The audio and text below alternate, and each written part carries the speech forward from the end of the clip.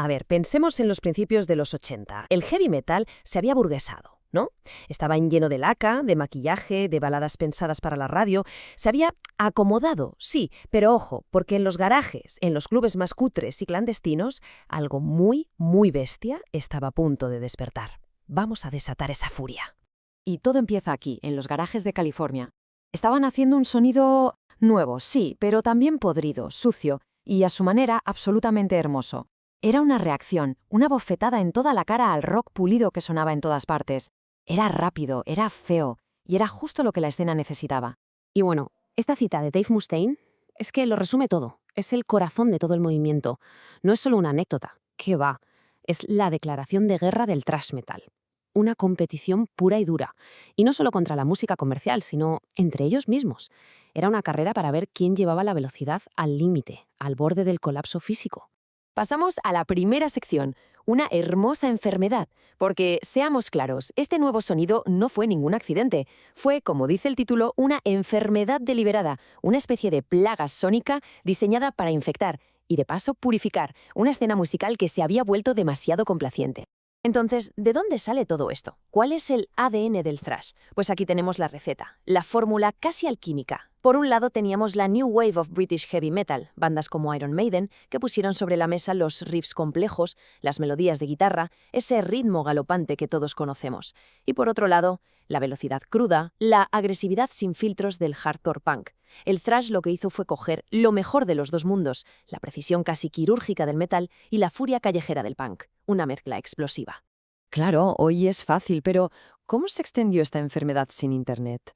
Pues con esto, el tape trading. Habría que imaginarse una red social global, pero que funcionaba con sellos y sobres. Era la forma en que una maqueta, una demo grabada en un garaje de San Francisco, podía acabar en manos de un fan en Alemania en solo unas semanas. Así se creó una comunidad clandestina, sí, pero totalmente entregada a la causa.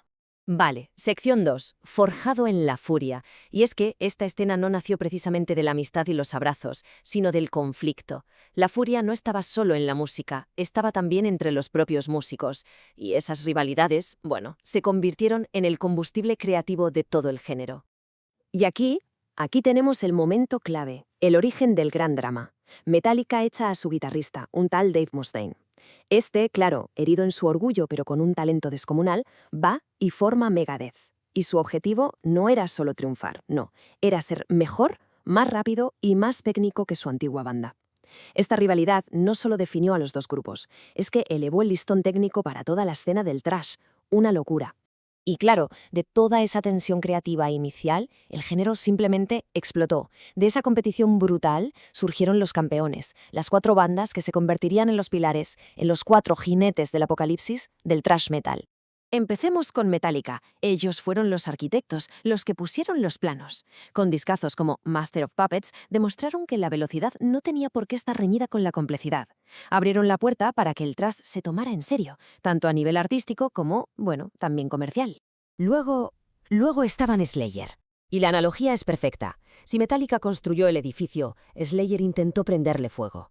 Eran los extremistas. A ver, Raining Blood es un asalto sónico de 28 minutos que llevó la velocidad y las temáticas oscuras a un sitio donde nadie, pero nadie se había atrevido a llegar antes. Pura brutalidad, sin pedir permiso ni perdón. Por su parte, Megadeth, con un Mustaine todavía con ganas de revancha, se convirtió en la banda de los virtuosos. Su obsesión era la precisión técnica, casi matemática, era una cosa enfermiza. Sus solos eran laberintos de notas imposibles y sus letras auténticos dardos envenenados contra la corrupción política, la técnica como arma, literalmente. Y para cerrar el círculo de los 4 grandes, Anthrax. Ellos eran los diferentes, los inconformistas. Mientras los demás se centraban en la oscuridad y la técnica, Anthrax trajo los pantalones cortos, la cultura del skate y un sentido del humor que, la verdad, nadie se esperaba. Y no solo eso, fueron pioneros en mezclar thrash con rap, demostrando que el género también podía ser divertido. Sección 4. Un asalto global. Porque, ojo, esta furia no se limitó a Estados Unidos, ni mucho menos. El thrash se convirtió muy rápido en un lenguaje universal para la rebelión, y la infección se extendió por todo el planeta. Si miramos a Alemania, por ejemplo, allí surgió lo que se llamó el terror teutónico.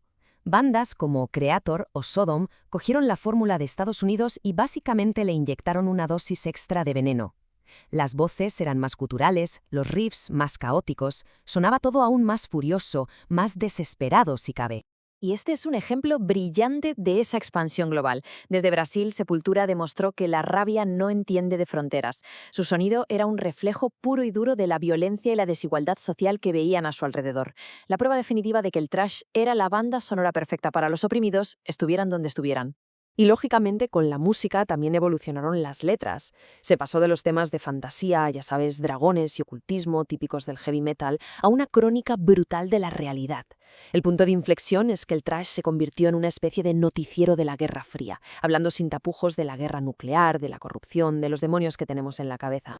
Bueno, y llegamos a la quinta parte. El thrash no ha muerto, porque como todo gran imperio, el del thrash también tuvo que afrontar su propia crisis, pero su espíritu era demasiado cabezota como para desaparecer sin más. Llegaron los 90 y con ellos el grunge desde Seattle, que lo cambió absolutamente todo. El público de repente buscaba otro tipo de angustia.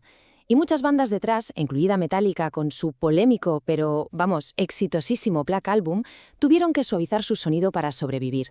Algo que, por cierto, muchos de sus fans de toda la vida vieron como una traición en toda regla.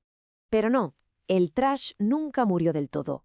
En la década de los 2000 apareció una nueva ola de bandas muy jóvenes, chavales que se habían criado escuchando los discos clásicos y que decidieron que ya era hora de recuperar los chalecos de parches y los ritmos a toda pastilla. Bandas como Municipal Waste le devolvieron al género esa energía original y se lo presentaron a una nueva generación. Así que para quien quiera meterse de lleno en esto o repasar los clásicos, aquí va una pequeña banda sonora esencial. Whiplash de Metallica, que es la pura energía del directo. Angel of Death de Slayer, la velocidad y la oscuridad llevadas al extremo. Holy Wars de Megadeth para entender esa complejidad técnica y política. Caught in the Mouse de Anthrax, que captura la diversión y la energía social. Y como no, Arise de Sepultura, la prueba de que esto era una rebelión a escala mundial. Y todo esto nos deja con una última pregunta, una reflexión final. En un mundo como el de hoy, de perfección digital, de autotune, ¿por qué sigue resonando este caos tan crudo, tan humano? Pues quizá porque a veces lo que más necesitamos no es la perfección, sino un grito honesto y a todo volumen.